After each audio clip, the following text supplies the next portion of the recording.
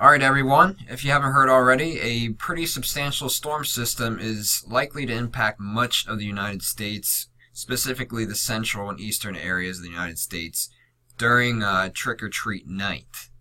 Now, we are still 6 days away from this storm system, so we still have a lot to fine-tune. So we do ask if you please subscribe to our channel to stay up to date for the latest information. As well as please like this video just to show you your support of our content.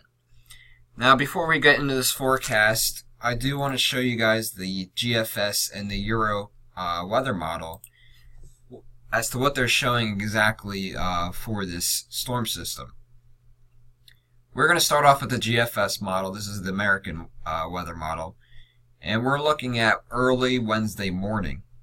Now this particular run does show a good area of snow breaking out across Colorado, Kansas, Oklahoma, and rain further south. Now that's early Wednesday morning, so for those areas, trick-or-treating does not seem to be impacted according to this model. But as we bring it forward here into Thursday, this is mid-morning Thursday.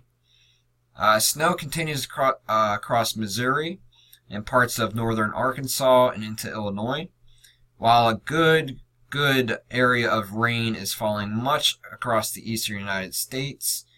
Florida in this particular one is spared of the worst. Severe weather is actually possible, according to this particular model, across the southeastern United States and even up towards the mid-Atlantic. Now this is still not specifically Thursday evening, so for the trick-or-treaters that are in this area, if we take this out to Thursday evening, this is about when most trick-or-treaters are actually going outside and getting their candy. And as you can see, according to GFS, the Northeast is very, very rainy. Now this is a quicker scenario than the European model. As I said before, we are still 6 days away from the storm actually occurring, so timing is going to be crucial as we go forward of which areas will be seeing the worst of it during the peak trick-or-treat hours. So we're going to take a look here quickly at the European model, just to give you a general idea of what this is showing as well. Again, we're going to start off on Wednesday here, and we're going to take this forward. It has the general same concept as GFS.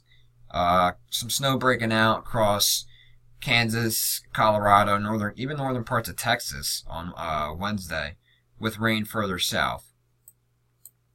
But what the European model does here, it kind of delays the system a bit. So as we get to prime trick-or-treating hours Thursday night, the system's still all the way back close toward Indiana and Illinois. It still has the snow on the far western side, which in this case is a pretty substantial amount. Now I'm not saying this will come true, but it's certainly a possibility. And then it has rain and even some severe weather breaking out across the southeastern United States. But the Northeast is rather dry this run for trick-or-treating. Now, the European going forward here still brings much of the rain towards the Northeast, so they don't get spared from any of the rain, they just get spared on trick-or-treat night. So, again, timing is crucial of who sees what on trick-or-treat night. But definitely, if you live in any of these parts of the country, have a backup plan for your trick-or-treat night. Now to make this a little bit easier for you, we have put two graphics out. One is going to be our impact map.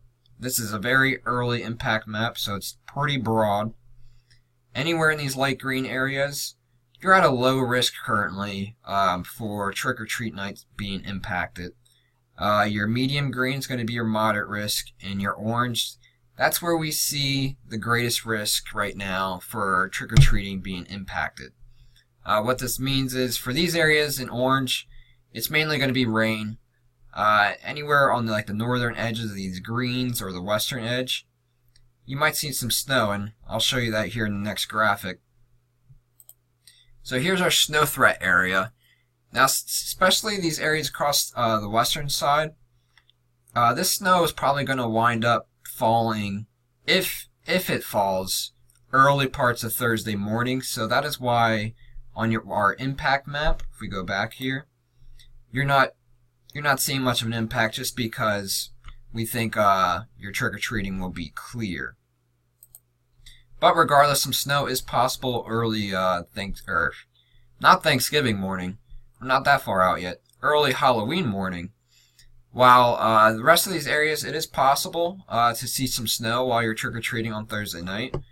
Accumulations, we're not going to go into detail exactly how much snow you can expect. There's certain models out there that do put out, some accumulating snow, but again, we're 6 days away, so we don't want to specify amounts yet.